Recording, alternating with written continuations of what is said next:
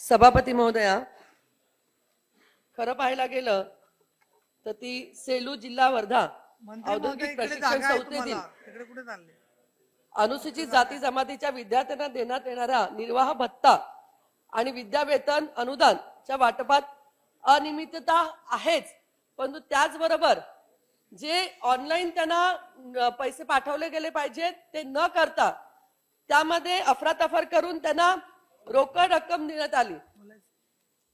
हे खूप ATM card दिलं नाही आणि रोख रक्कम देण्यात आली। खरं पाहायला गेलं तर अशा पद्धतीचं हे चुकीचं आहे, कारण आजही कुठलेही शासनाचा असू दे का कुठलेही असू दे, आपण त्यांच्या खात्यात पैसे गोळा करतो, त्यांच्या खात्यात पैसे पाठवतो, परंतु हे करण्यात आलं नाही।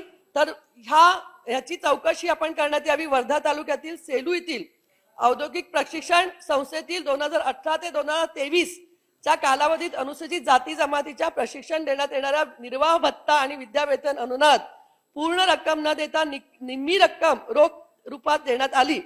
ह्याची तक्रार प्रकल्प अधिकारी आदिवासी विभाग यांच्याकडे करण्यात आली। 5 सप्टेंबरला निर्देशनास आलेल्या गेल्याचे हे खरे आहे काय? तसंच ह्याची आपण चौकशी करणार का आणि यांच्यावरती आपण काय कारवाई करणार ह्याची माहिती देण्यात येईल। माननीय सभापती महोदय, हा प्रकरणाची डिपार्टमेंटने सरकारने फार गंभीरतेने दखल घेतलेली आहे। 31 ऑगस्ट 2023 रोजी या शिकायत आली होती।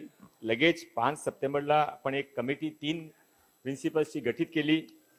त्या कमिटीने 16 ऑक्टोबरला रिपोर्ट दिली आणि त्या रिपोर्टमध्ये असा आपला बघितला की ते प्रथमतः ते दोषी आहे म्हणून 4 डिसेंबरला त्याने ते दोषी प्रिन्सिपलना आपण सॉकोज नोटीस दिला। प्रकरण मूलतः असा होता की 66,000 रुपयाच्या ते मुला मुलीसाठी जे काही वितरणचा होता 19 स्टुडंट्सने ते द्यायचा होता। त्यामध्ये त्याने त्यांचे अकाउंट्स बँक अकाउंट्स होते, तरी पण त्याने बँकाचे माध्यम न करता कॅश मध्ये ते अपहरण केला, म्हणून ते आपण त्यावर डिपार्टमेंटल इन्क्वायरी प्रपोज केलेली आहे। यामध्ये 4 विद्यार्थ्यांनी सांगितलं आहे की आम्हाला पैसे मिळाले, पण ज्या पद्धतीने पैसे वितरित केले गेले ते अतिशय चुकीचा होता, म्हणून आपण डिपार्टमेंट इन्क्वायरी करून त्यावर जे योग्य होते कारवाई करू। एक मिनिट दरेकर साहेब, सचिन नायरांनी सभापती महोदय की या अनुशासनाने हे निवळ फक्त एका वर्ध्यापुरता हा मर्यादित न राहता राज्यभरामध्ये पण इतर मागासवर्गीयांच्यासाठी पण तीच प्रथा आहे।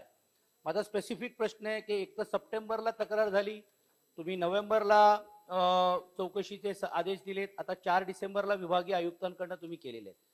किती दिवसामध्ये ह्याची चौकशी पूर्ण होऊन घेऊन आपण अहवाल सभागृहामध्ये ठेवाल? हा एक। याच अनुशासनाने राज्यभरामध्ये पण अनेक असे विद्यार्थ्यांना वंचित केलं जातोय, म्हणजे हा त्यांना कायद्याने मिळालेला अधिकार आहे, तरतूद देखील आहे सामाजिक विभागांकडनं, आणि म्हणून ह्या राज्यव्यापी देखील ह्याच्या बाबतीतला आपण सुतोवाच करून घेऊन ह्याचे चौकशीचे आदेश आपण देणार का?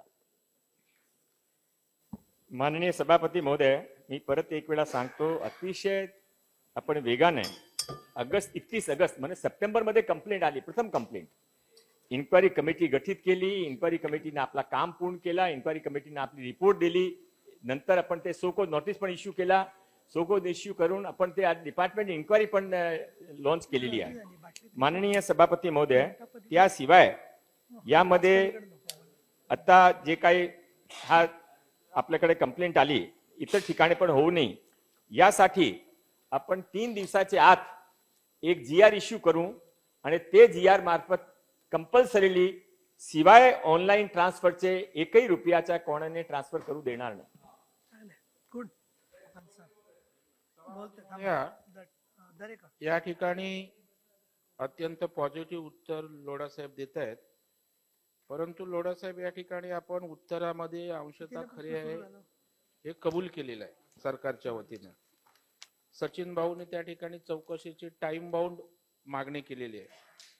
समिती गठीत होती, चौकशी चालू राहते, अधिवेशनाच्या पुरता त्या ठिकाणी प्रश्न आम्ही उपस्थित करतो, नंतर काय होतं याचा पाठपुरावा ना सरकारकडून होत ना आमच्याकडूनही कधी कधी होत। माझी आपल्याला या निमित्ताने विनंती आहे, प्रथम दर्शनी जर आपल्याला या ठिकाणी दिसलंय की त्यांनी जे पैसे डायरेक्ट अकाउंट मध्ये गेले पाहिजे, आपण डीबीटी कशासाठी आणली?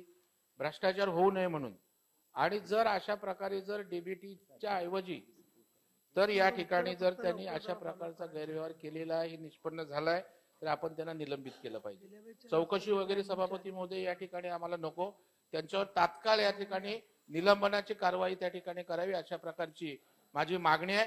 चौकशा होतात, समित्या गठीत होतात आणि पुढे काहीच होत नाही, आमचा अनुभव आहे. तर माझ्या आपल्या माध्यमातून या ठिकाणी सन्माननीय मंत्री महोदयांना विनंती आहे, आपण तशा प्रकारचं निलंबन कारवाई करणार का?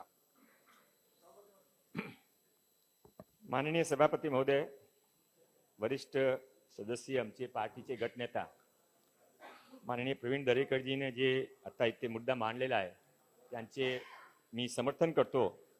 हा खरा आहे की आपण डिपार्टमेंटल इन्क्वायरी लॉन्च करता, कधी कधी वेळ लागता आणि डिपार्टमेंटल इन्क्वायरी मध्ये कधी निष्पन्न लागता, कधी काय होत नाही. माननीय प्रवीण दरेकरजीने जे मांग केली त्यानुसार मी आज इथे हा सदनमध्ये हा सरकार कोणाच्या पाठीशी घालणार नाही, भ्रष्टाचाराच्या पाठीशी कधी राहणार नाही. मी त्या ऑफिसरने लगेच सस्पेंड करण्याचा आदेश निवडून करतो.